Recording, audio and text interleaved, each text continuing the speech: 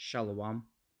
First and foremost, I want to give all praises, honor, and glory unto Yahweh, Bahashem, Yahweh Shai, Bahashem, Rachak Ladash. Double honors to the apostles of Great Millstone, and peace and salutations to the Akim who are tuning into these videos.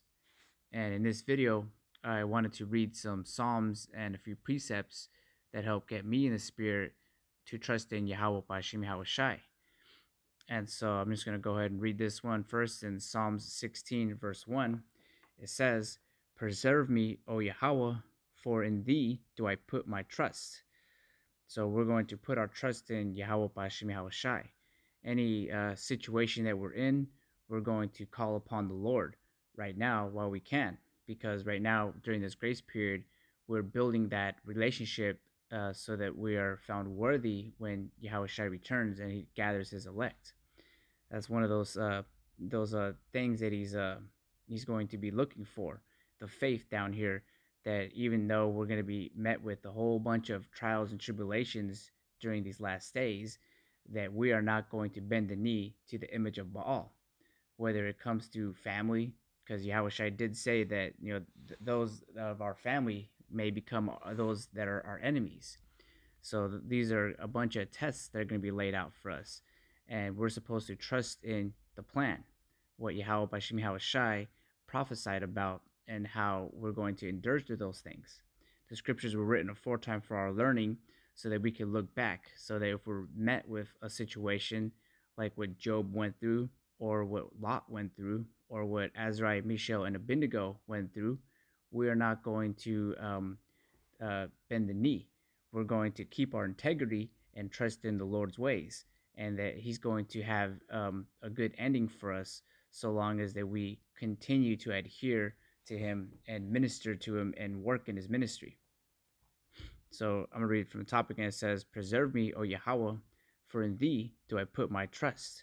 So we're not going to put our trust in money or our family, friendships, or whatever it is. We're trusting in Yahweh B'Shem Yahweh Shai and the ministry that he established down here through the Spirit. So continue on in verse 2, it says, "O my soul, thou hast said unto the Lord, Thou art my Lord, my goodness extended not to thee, but to the saints that are in the earth, and to the excellent in whom is all my delight." And the saints that are spoken about in Revelation 7 are those of the nation of Israel, 12,000 out of each tribe. And those are going to be the ones who are going to stand stiffly for the name of the Lord, whether it be rain or snow, your family or your stomach making you starve to death. We are going to keep our integrity, because we know that we're doing this work right now, that we're building that grace period and the relationship with Yahweh B'Shem Yahweh Shai, that when we go through those trials and tribulations, that we're going to be met with favor. The angels are going to minister unto us, just as they ministered unto the men of the Lord in the scriptures for not bending that knee. So I'm going to read this in verse 3 again. It says, "But to the saints that are in the earth, and to the excellent in whom is all my delight." In verse 4 it says, "Their sorrows shall be multiplied that hasten after another God. Their drink offerings of blood will I not offer, nor take up their names into my lips." So like right now, you got the 2/3 of the nation of Israel who are continuing in that broad gate. There are some who come across this message, this gospel, good news, yet they disregard it and would rather worship other gods and give unto them drink offerings. They don't want to have they don't want to have good graces with Yahweh B'Shem Yahweh Shai, which ultimately is a shame. But we know and understand that only the elect is going to hear this word, and they're not going to bend the knee. As the Lord says, he's got 7,000 reserved who have not bowed down to the image of Baal. And they're here today, right now, building up that grace period, so that when push comes to shove, they're not going to move. All right, so continue on and read this in verse 5. It says, "The Lord, Yahweh B'Shem Yahweh Shai, is the portion of mine inheritance and of my cup. Thou maintainest my lot. The lines are fallen unto me in pleasant places. Yea, I have a goodly heritage. I will bless the Lord, who hath given me counsel. My reins also instruct me in the night season. So we ultimately have to trust in the spirit of Yahweh Hashem Yahweh Shai. We're gonna come into situations where it's gonna look scary, but you're doing the work right now, so that's something that you have to remember. So you have to maintain your integrity even when you're faced with death, because that's what is expected of you in this ministry. And that's something that shakes certain people, but you have to ask the Lord for these things. If you ask, He shall give to you. If that's a spirit that troubles you, ask to overcome that spirit, because there's these times where Satan's going to come to you and he's going to try to agitate you inwardly with doubt or envy or whatever it may be. For every other brother is a different case, but we ultimately all have to do the same thing, which is trust in Yahweh Hashem Yahweh Shai and ask Him to increase us, so that when that happens, we're stable. When we're building the house right now, so that when the tempests come, we're not going to be moved by it. But I'm going to read verse 8 again. It says, I have set the Lord always before me, because He is at my right hand. I shall not be moved. Therefore my heart is glad, and my glory rejoiceth. My flesh also shall rest in hope. For thou wilt, it says, for thou wilt not leave my soul in hell, neither wilt thou suffer thine Holy One to see corruption. Thou wilt show me the path of life. In thy presence of fullness of joy, and thy right hand there are pleasures forevermore. And so that's why we're seeking the kingdom right now. Our eyes are laid up on the treasures that are in heaven. Nothing down here has our focus. We do our daily bread, and we do what we do in our daily lives, but we reap the spirit, where we have our mindset on what's spoken about in Second Ezra, because we want to be a part of that deliverance. And so I'm going to read just a few precepts here in Psalms 37, starting at verse 3. It says, trust in the Lord and do good. So anytime you're going through any adversity or a situation where a decision has to be met in your walk, trust in the Lord and do good. Reflect on what the scriptures say and how you're supposed to conduct yourself. The scriptures are a discerner of spirit and the intent of your thoughts. So you're supposed to mesh your wisdom in your thoughts with the scriptures. They're supposed to be one and the same. So it says, trust in the Lord and do good. So shalt thou dwell in the land, and verily thou shalt be fed. Delight thyself also in the Lord, and He shall give thee the desires of thine heart. So first and foremost, we got to work in this ministry. And Yahweh Shai commanded us to feed the sheep. So if we do what the Lord tells us to do, then we will be fed. Everything else is secondary. The Lord knows what you need, what you want, but what's the main objective that you should want to do is please Yahweh Hashem Yahweh Shai, which is do as what He was commanded for us to do. So verse 5, it says, commit thy way unto the Lord, trust also in Him, and He shall bring it to pass. And He shall bring forth thy righteousness as the light, and thy judgment as the noonday. Because right now we're in this good grace period. We're doing what He's commanded us to do, and we're pushing out this word. One of the main commandments in the New Testament is to push out this word and feed the flock for this baptism. And so we're doing that. We're going to see favor in the eyes of the Lord. So He's going to have His angels encamp around about Him, because people who aren't afraid of Yahweh Hashem Yahweh Shai wouldn't be moved with fear to do these things. And that's what we want. We want that grace. We want that salvation, because we could see, through prophecy even, that this place is going down the drain.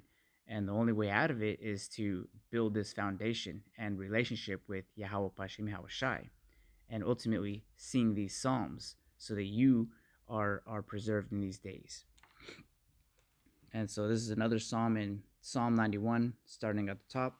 It says, he that dwelleth in the secret place of the Most High shall abide under the shadow of the Almighty.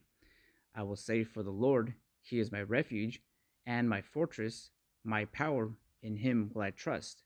Surely He shall deliver thee from the snare of the fowler and from the noisome pestilence.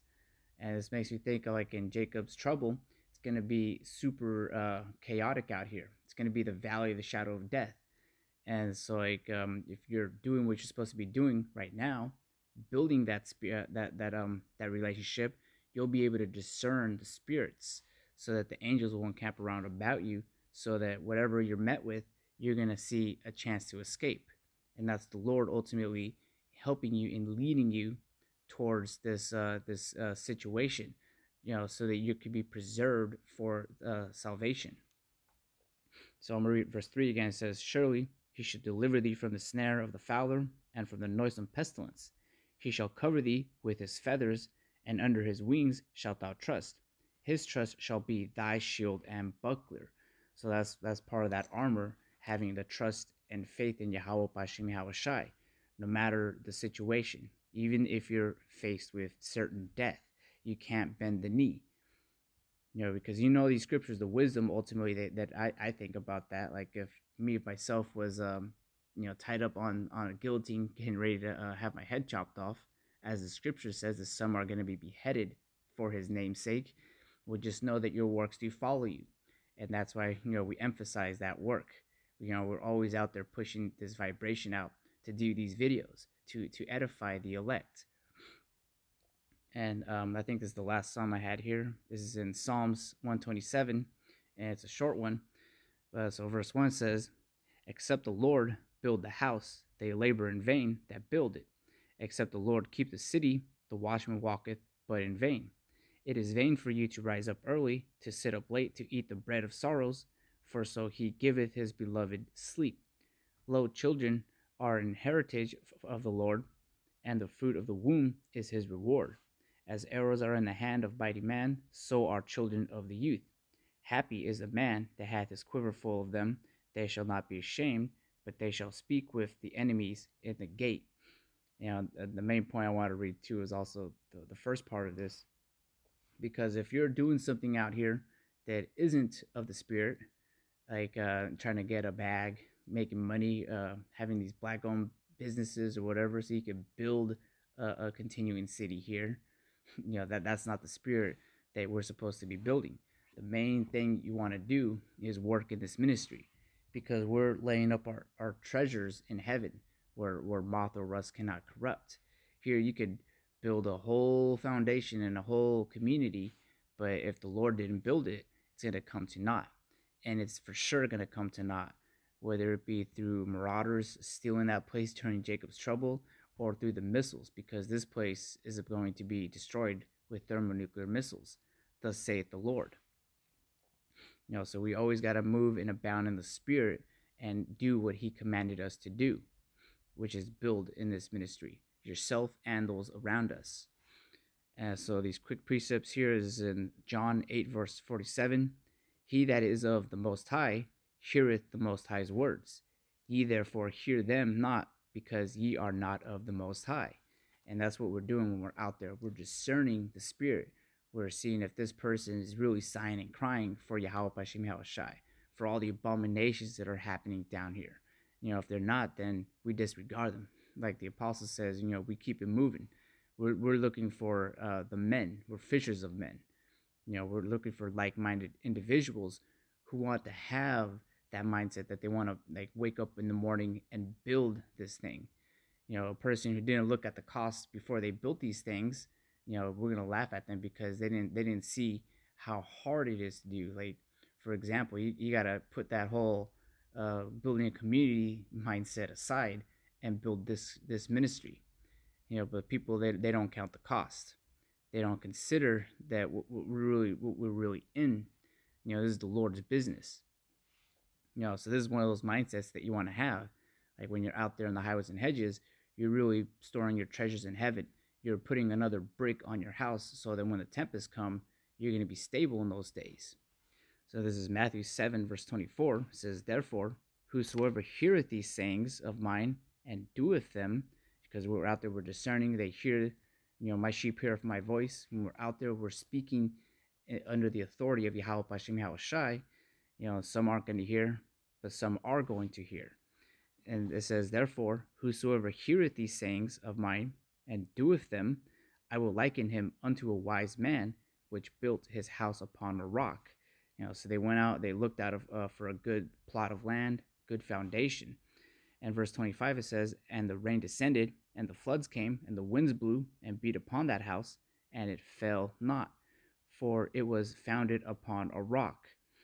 And verse 26 says, And every one that heareth these sayings of mine, and doeth them not, shall be likened unto a foolish man, which built his house upon the sand, and the rain descended, and the floods came, and the winds blew, and beat upon that house, and it fell, and great was the fall of it. So us in this ministry, we're building our house on top of that rock, that stable foundation. These people who come up to us and say, well, what about black owned businesses? What about building a community here and this place is going to be blown up? Well, you're going to build a house on sand. It's not stable. This place is not forever. We're speaking about a kingdom that's going to be forever. And that's not going to happen until Esau's world is ended and Jacob's world begins. And so the last precept I have here, I'm just going to go ahead and read in the book of Isaiah 65, and I'll start at verse 1. It says, I am sought of them that ask not for me. I am found of them that sought me not. I said, behold me, unto a nation that was not called by my name. I have spread out my hands all day unto a rebellious people, which walketh in a way that was not good, after their own thoughts, and people that provoke me to anger continually to my face, that sacrificeth in gardens and burneth incense upon altars of brick, which makes me think of the Psalms that I started off with here in Psalm 16, how they're pretty much they're drinking for other gods. Like I'm gonna read real quick in Psalm 16 verse 4. It says, their sorrows shall be multiplied that hasten after another god. Their drink offerings of blood will I not offer, nor take up their names into my lips, because they pretty much bent the knee to the image of Baal. They're not going after what Yahweh Bashim Yahushai commanded them to do. So verse 2 again, it says, I have spread out my hands all the day unto a rebellious people, which walketh in a way that was not good, and their own thoughts. And people that provoked me to anger continually to my face, that sacrificed in gardens, and burneth incense upon altars of brick, which remain among the graves, and lodged in the monuments, which eat swine's flesh, and broth of abominable things is in their vessels, which say, stand by thyself, come not near to me, for I am holier than thou. These are a smoke in my nose, a fire that burneth all the day. And that's what, speaking about the 2/3 of the nation of Israel.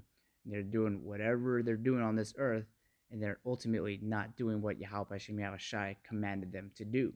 And it even singles them out because it speaks about how they're in these churches, these lodges and monuments, and they're eating swine's flesh. So this is a little on the nose on speaking about what group of people are out there doing this, like after the Catholic Church Mass. What meal are they eating? I'm not going to answer that because you should already know by now. All right, so I'm going to jump back at verse 5. It says, which say, stand by thyself, come not near me, for I am holier than thou. These are smoke in my nose, a fire that burneth all the day. That's the mindset. And, they can't do anything wrong. You can't bring up any like wise facts or point out something that something's off from what they're doing. The 2/3 of the nation of Israel, they already got it. They don't need anyone else telling them how to do it or what to do, because they understand that all they got to do is build a black business, and keep the money flowing. But continue on verse 6, says, behold, it is written before me, I will not keep silence, but will recompense into their bosom. Your iniquities and the iniquities of your fathers together, saith the Lord, which have burned incense upon the mountains, and blasphemed me upon the hills. Therefore will I measure their former work into their bosom. Thus saith the Lord, as the new wine is found in the cluster, as one saith, destroy it not, for a blessing is in it, so will I do for my servants' sake, that I may not destroy them all. So he's going to destroy those who aren't listening to this word, but he's going to keep a remnant. And verse 6, verse 9, it says, and I will bring forth a seed out of Jacob and out of Judah, an inheritor of my mountains, and mine elect shall inherit it, and my servants shall dwell there. I can continue on. But I'd recommend you read these precepts yourself. Because it's going into these psalms. But I have to wrap up real quick right now. But I'd like to give honor and praises to Yahweh by Shem Yahweh Shai, by Hashem Rakak Wadash, and Shalom Akim.